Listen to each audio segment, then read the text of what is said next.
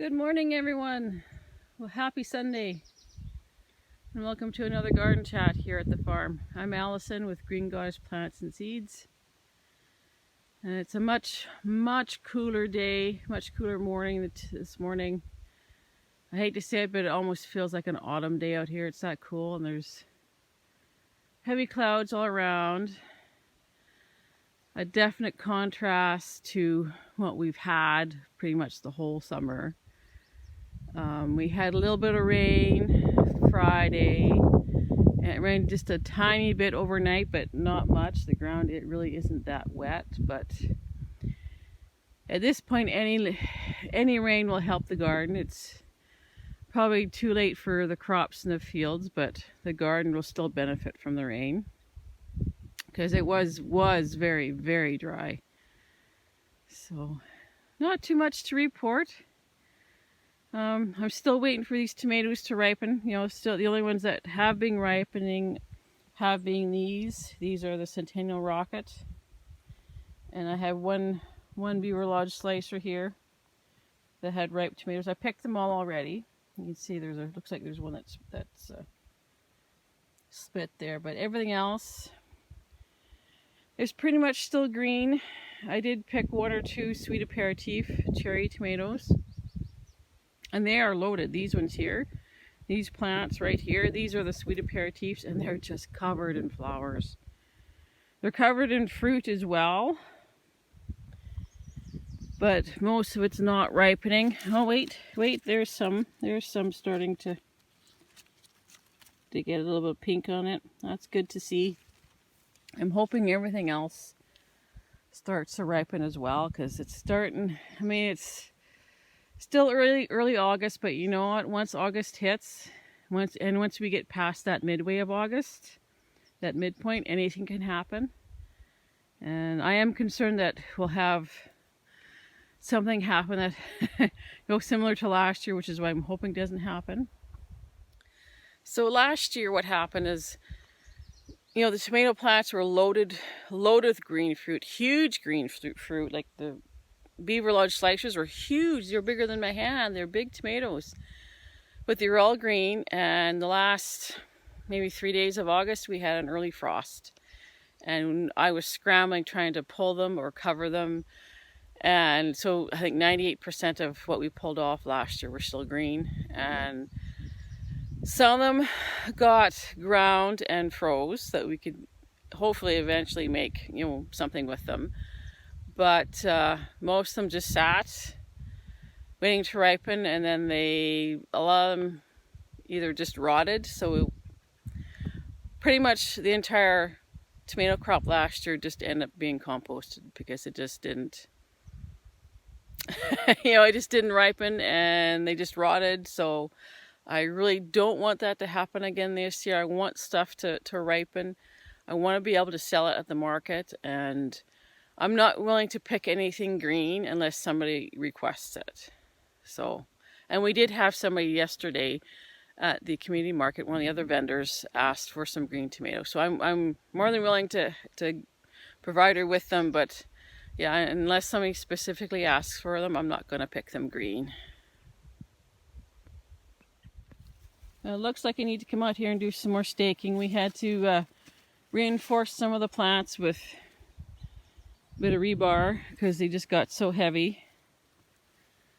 So it looks like I'm gonna have to come out here and do that again. Come out with some twine or some more clips and clip them all together.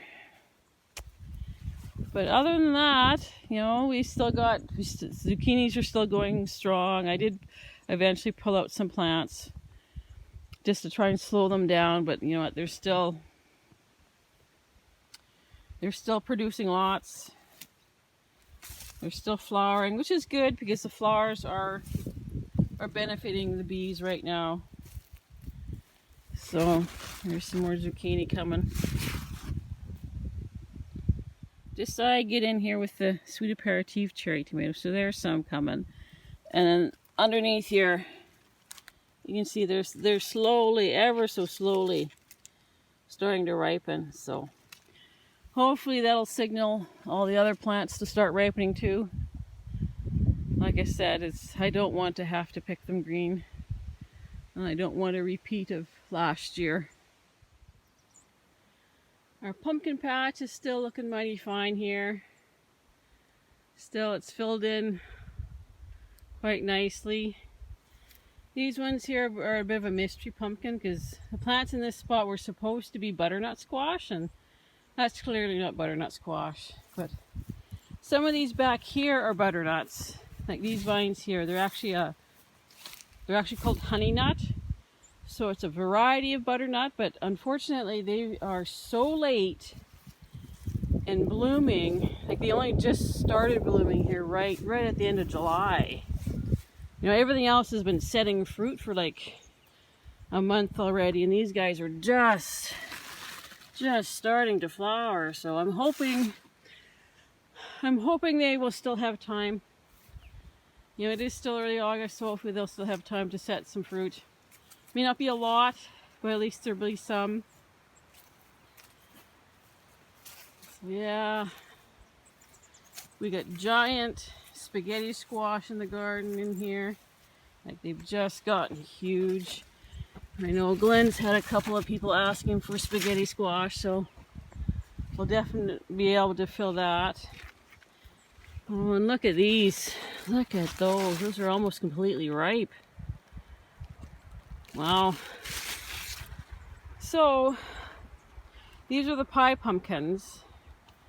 I might leave them on there for a few more days yet, and then maybe pick them and let them sit for a couple of days and then take them to the market next weekend. See if there's any takers for early pie pumpkins. I actually planted two different varieties out here. I planted the small sugar, and I also planted one called New England pie pumpkin, or New England sugar pie pumpkin, something like that. And at one point I thought maybe they were kind of exactly the same, but just same variety with different names. But now I'm not so sure because they kind of got different shapes to them. Like the small sugar seems to be quite squat, whereas the New England ones, I think, they're a little bit taller. Look in here, it's got a little bit taller form on it than the small sugars. So, but they should still, but they're all just loaded with fruit though. Like the pumpkins out here they're starting to crawl into the buffer zone that we have out here between the garden and the canola. So, but these ones over here, these are the big pumpkins. These are Connecticut Fields. And there is some ginormous pumpkins. Look at that beauty. Oh my goodness. Look at that. There's some big pumpkins out here. The Connecticut Fields were a little bit later at setting their fruit, but that hasn't seemed to have affected them too much. They seem to be catching up with the big moons. And of course, the big moons are they're just going crazy. Like there's some huge pumpkins in here. Huge pumpkins. So I think if anyone's looking for big pumpkins in the fall, I think we'll be able to. Oh my goodness, look at this.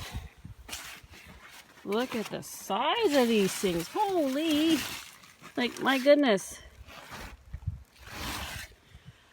Wow. We has pumpkins. So in addition to the Connecticut Field and the Big Moon and the small sugars, I've also got a couple of other interesting varieties growing. This one is the Blue Doll. And when they're ripe, they are supposed to develop a bluish gray skin on them. So those are coming along. There's a couple of those. And then I've got another variety back over here. I saw one in here the other day.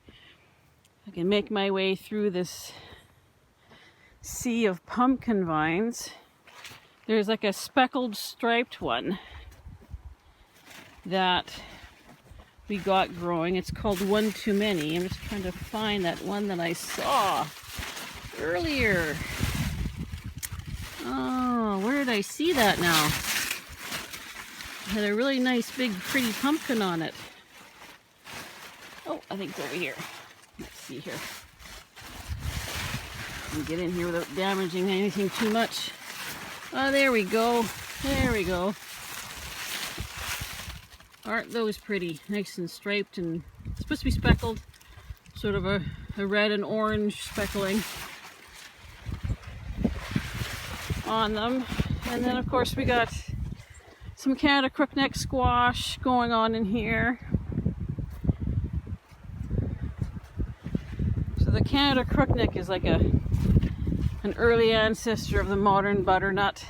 You know, when it's ripe, it has the same look, has a longer neck on it than the butternuts do, but very similar flavor. There's a nice big one there. Look at that. So yeah, it's been an interesting day. The weather's been interesting, kind of hot and cold and rainy, and then it stops for a bit. So anyhow, I need to get on with things. I need to get busy and pick some peas and maybe stake up some tomatoes. So that's what I'm going to be doing for my Sunday afternoon. So I hope you're enjoying your weekend. Hope you're enjoying your Sunday with whatever you've got planned for it. Wishing everyone a wonderful week ahead. And we'll be talking to you again soon. So until next time, take care.